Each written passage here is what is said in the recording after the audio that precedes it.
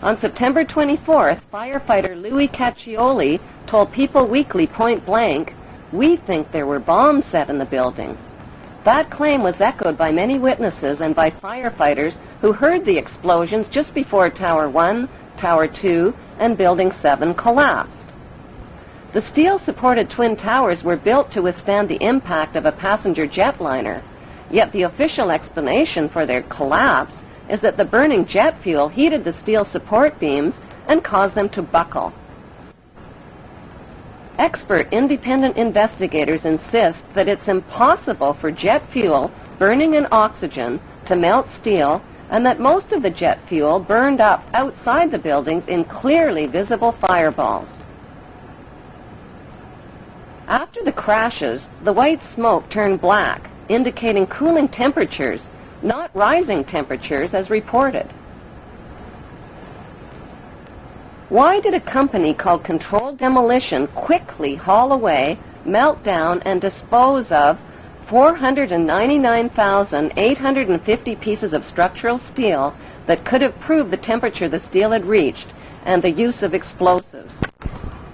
Why did Tower 2 that was hit last fall first, 53 minutes after being struck, whereas Tower 1 fell 1 hour and 28 minutes after being struck? An even bigger mystery is why Building 7, owned by Larry Silverstein, collapsed much later on in the afternoon, even though it had never even been hit. If these 3 World Trade Center buildings were rigged with explosives, when could the explosives have been installed, and who controlled access to the buildings?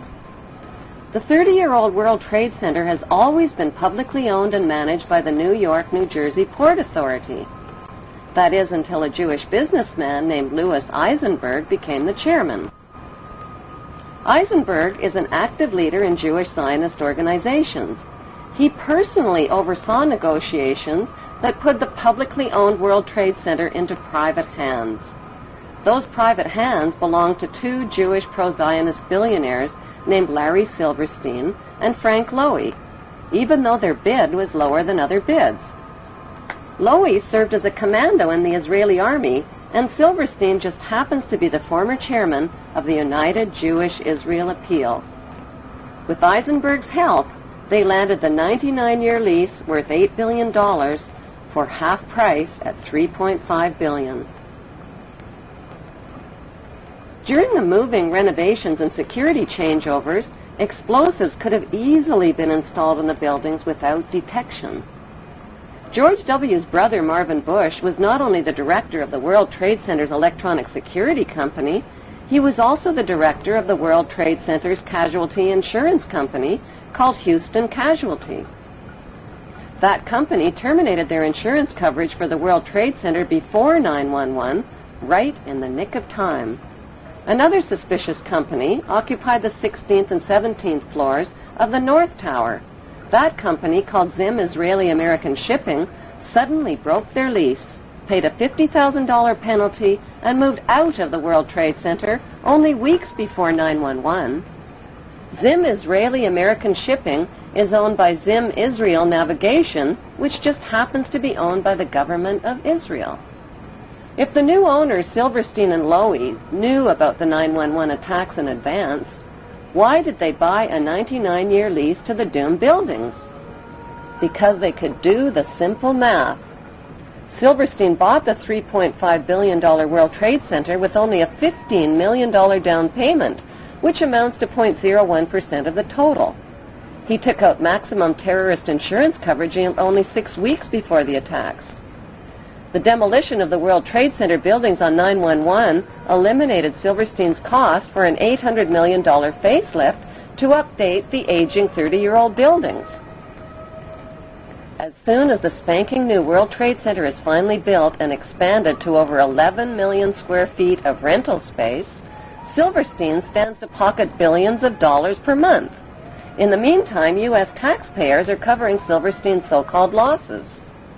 Then there's the big payouts from insurance policies with mega-terrorism insurance, which Silverstein took out just weeks before 9/11. Silverstein is demanding a 200% payout by claiming payouts for 2 separate 9/11 attacks instead of 1. Silverstein's insurance companies, called Swiss Re and Munich Re, are the same companies under investigation for advanced knowledge of 911 and for profiting from 911 on the stock market. If Silverstein's insurance companies knew in advance about the attacks, why would they insure doomed buildings? Were these giant insurance companies handpicked to keep a lid on their insurance investigation findings and to ignore the evidence of 911 cover-ups?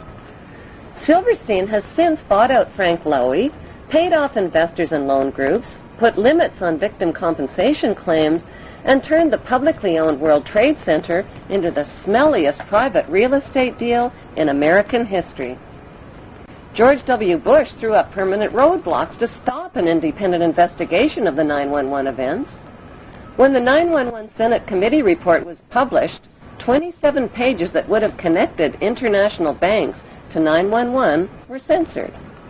On October 30th, 2003, a CBC television documentary investigated the 10-year friendship between the Bush family, the bin Laden family of Saudi Arabia, and the Saudi royal family.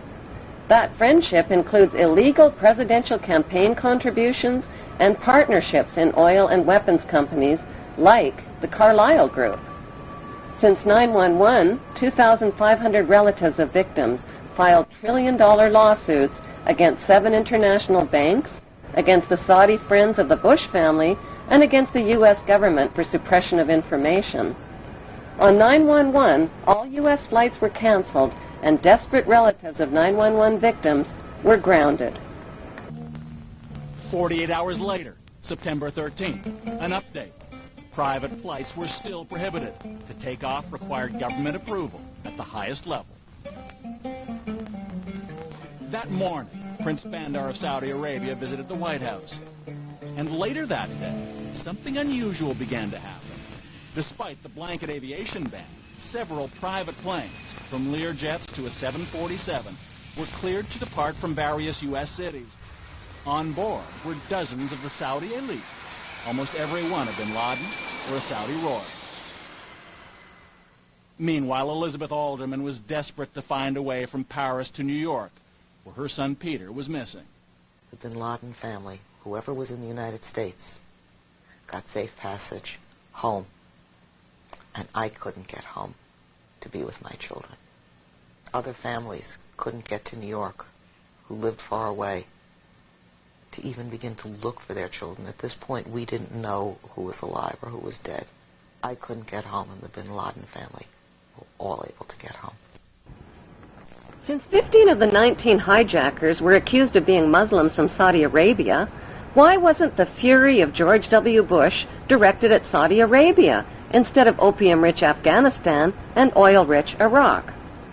Before the first plane ever even hit the first tower on 911, a massive military buildup was organized near Afghanistan called Operation Swift Sword and Operation Bright Star.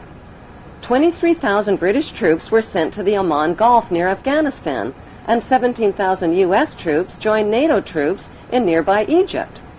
All of these forces were positioned for attacks on the Muslim countries of Afghanistan and Iraq before 911.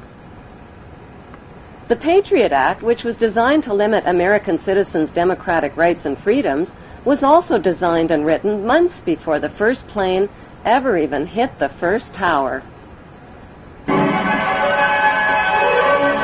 So who exactly are the producers of the 911 reality disaster movie that collected billions from insider stock market trades, $200 billion and counting from terrorized U.S. taxpayers, and gazillions of dollars from the conquest of Iraq's oil fields and Afghanistan's opium fields? Contrary to popular opinion, the producers of 911 are not practicing Jews.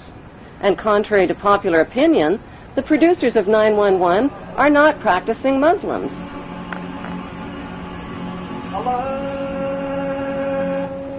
They are a secret network of international pirates who identify with no nation, no national flag, and no established religion.